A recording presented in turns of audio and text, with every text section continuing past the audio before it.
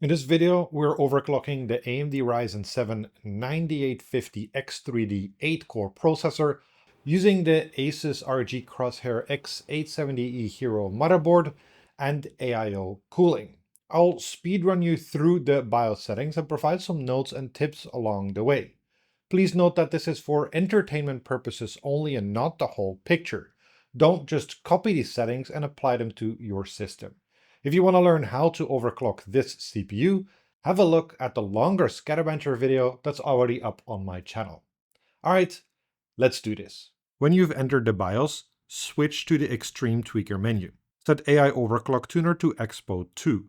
That will make the memory run at our Expo rated frequency of DDR5 8000 and memory timings. Expo 2 will load the full Expo profile programmed onto the memory sticks. Switch to the Advanced menu. Enter the AMD Overclocking submenu. This will provide us with all the advanced AMD CPU overclocking tools. Enter the Precision Boost Overdrive submenu. Here we can use the AMD Precision Boost Overdrive 2 toolkit to increase the power, current, and frequency headroom of the Precision Boost 2 boosting algorithm. Set Precision Boost Overdrive to Advanced. Set PBO limits to motherboard. This adjusts the PBO platform parameters PPT, TDC, and EDC according to the motherboard auto rules. On this motherboard, we find that the following values have changed. Set Precision Boost Overdrive Scalar Control to Manual. That enables us to override the warranted silicon stress level, or FIT, which is one of the Precision Boost limiters governing the maximum allowed operating voltage. Set Precision Boost Overdrive Scalar to 10x. This increases the FIT to 10 times the factory fused value. Now, the maximum voltage when all 8 cores are active is 1.36 volt, up 35 mV from the default limit of 1.325 volt. Set CPU Boost Clock Override to Enabled Positive. That unlocks the ability to increase the CPU's programmed if max, or maximum frequency, up to 200 MHz in steps of 25 MHz. At least on the BIOS side, because this parameter is actually programmable in steps of 1 MHz. Set CPU Boost Clock Override to 200.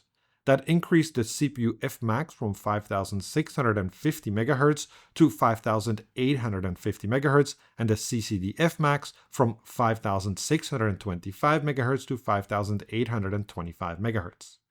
Enter the Curve Optimizer submenu.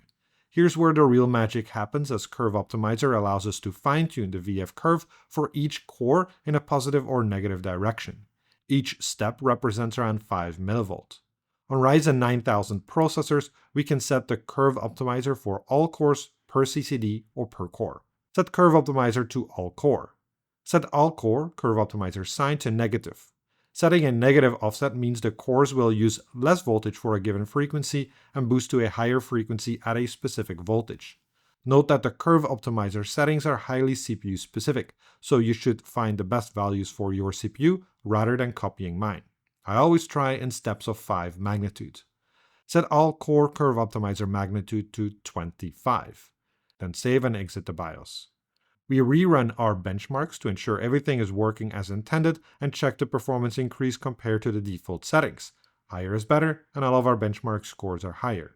When running the OCCT CPU SSE stability test, the average CPU effective clock is 5347 MHz with 1.16 volts. The average CPU temperature is 83.7 degrees Celsius. The average CPU package power is 165.1 watts. And that's it. I want to thank you for watching, the Patreons and the YouTube members for their continued support, and see you next time.